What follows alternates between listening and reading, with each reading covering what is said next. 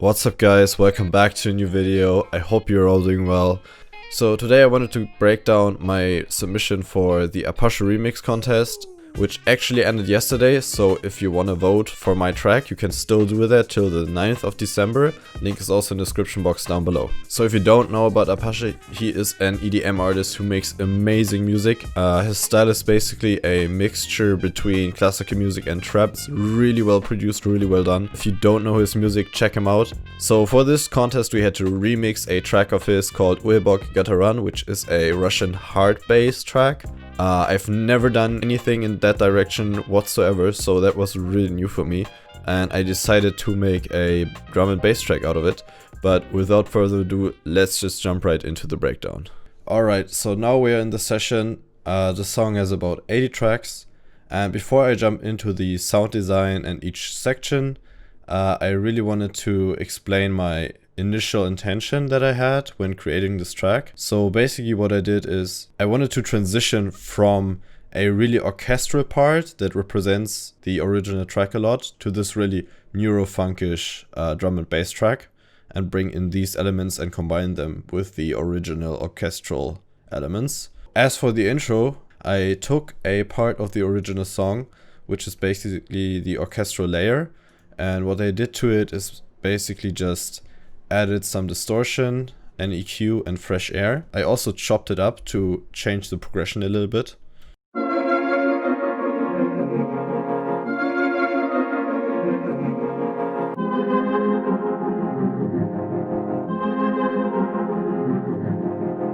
As for the non-orchestral elements, we've got a pad stack that I created. Those are all different massive presets. Each one also is played for different frequencies. So basically the whole pad stack sounds like that.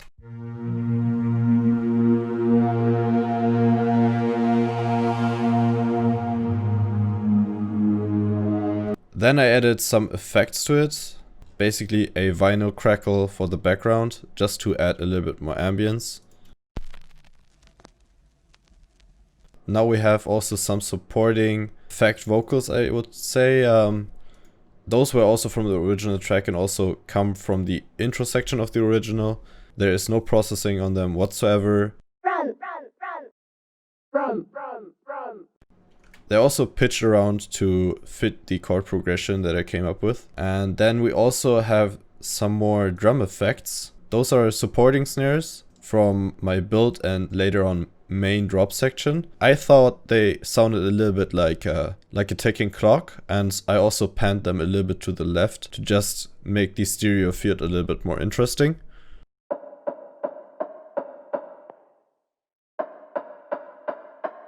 Yeah, so next up we've got the build up section.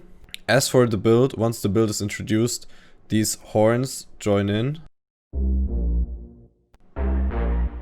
They're also from the original tune, and all I did to them was basically add an EQ, distortion, a reverb, and then an auto filter that opens up the closer we get to the actual drop. Once we get to the real build-up section, I would say the last 8 bars before the drop, I chose a part from the original orchestra sample that had the brass on it. So that sounds like this.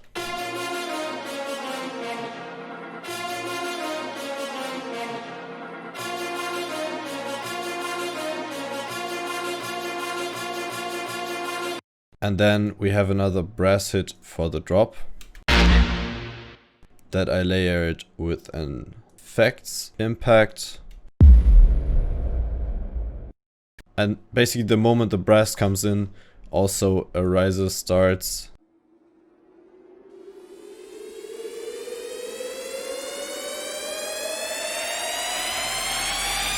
So then we're pretty much done with the build except for the drums, because at the start of the build we have these EQ'd out drum fills that basically are our main pattern of the drop, but just hit every 2 bars for a short period and also have no kicks in them.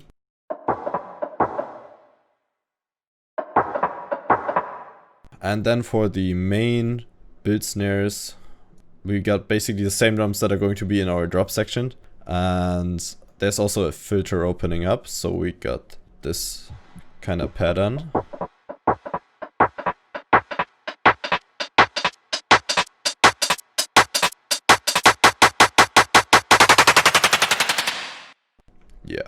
So altogether the build section sounds like this.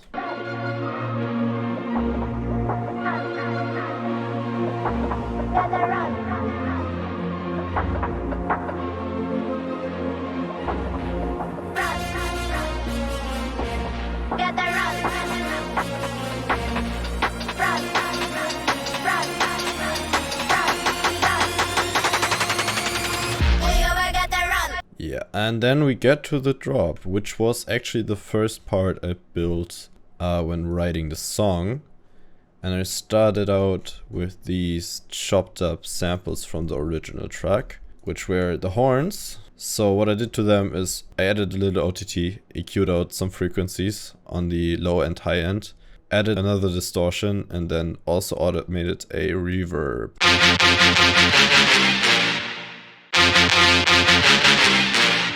Then I also pitched them down and layered them with themselves.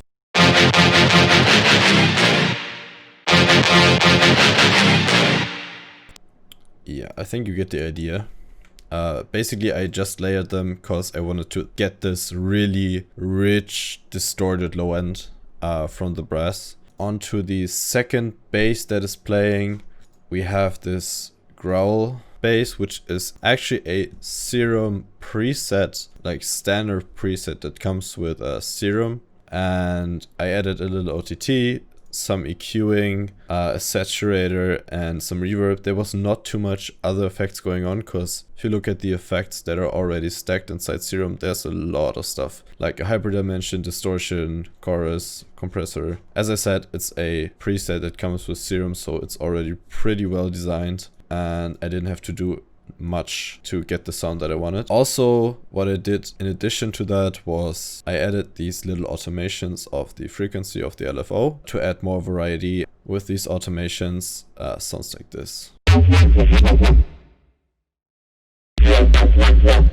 As for the sub bass, it is a basic patch that follows the progression. It's an Ableton stock operator preset, and all I added was a little saturation on top of it.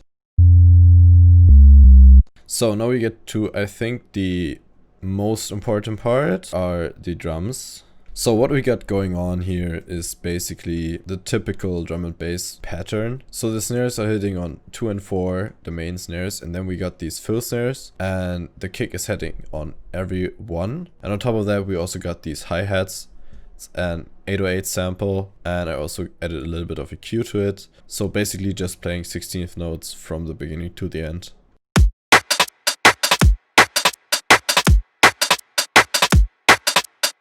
And then also every 8 bars I added these little fills, just to keep it interesting.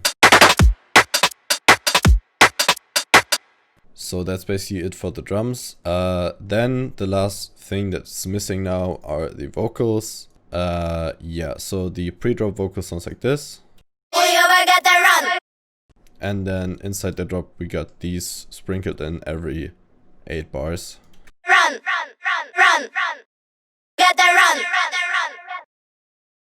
run, run, run, run, run, get the run, run. Yeah, so all in all, for the drop we get this.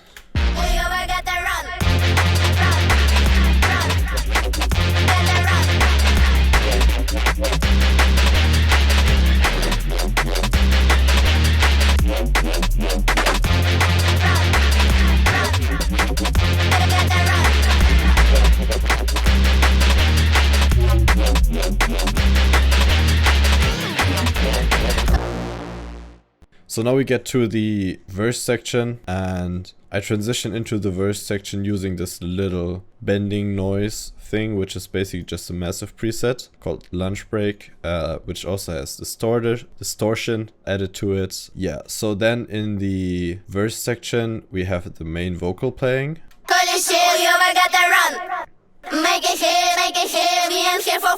And again, I didn't process the vocals at all. Basically, I just EQ'd a little bit to assist the mix. But since they came already wet in terms of reverb and echo and delay, I basically kept them as they were. As for the drums, I basically got rid of all of the second fill snares to calm down the groove a little bit, like a little bit more space for the vocals. So the drum groove now sounds like this.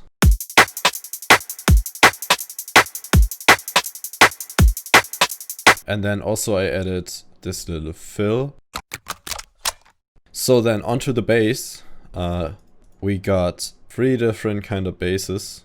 We got this main Reese bass, which is a Monarch preset from Native Instruments, and I added OTT, EQ, saturation, overdrive, a little bit of reverb, and then also some EQ automation and another EQ to cut out the low end. So the sound itself sounds like this. Listen to the before and after.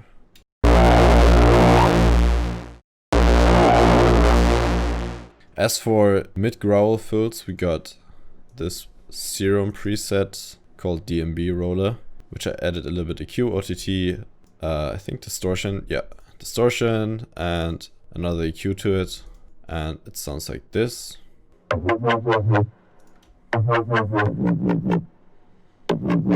And we also got this additional little fill, another mid-growl. This time I designed this one myself. Sounds like this.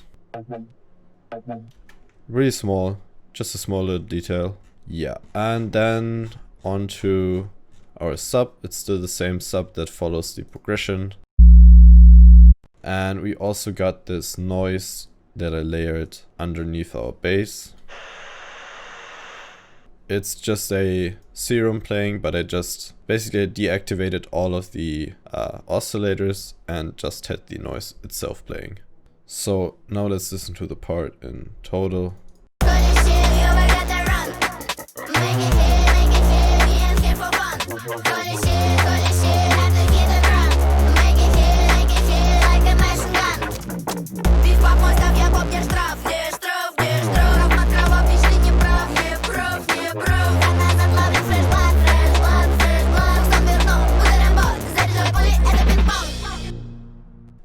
Yeah, so as for mixing, for my sidechain group, I had a compressor on it and a track spacer. So what I'm feeding into it are actually the vocals itself, and those are only triggering frequencies above 500 Hz so that we keep this really growly bass sound that really has the width in the low end that it needs. But I really wanted to emphasize the vocals a little more, so I added the track spacer, but I cut all the low end out. Yeah, also the amount is really low, so don't overdo it. It's a real subtle effect. I always keep it between 5 to maybe 25%, depends on the track, but 25 is already a lot, so yeah. As for mastering, there's not a lot going on. Yeah, just an EQ to cut out the low side frequencies, and then basically Ozone is doing all the rest. We have an equalizer that's not really doing much except for cutting a little bit of high end. Then a compressor that is compressing my low end a little bit better. And dynamic EQ that boosts a little bit of the 10 carry frequency and dips some frequencies that I didn't like too much.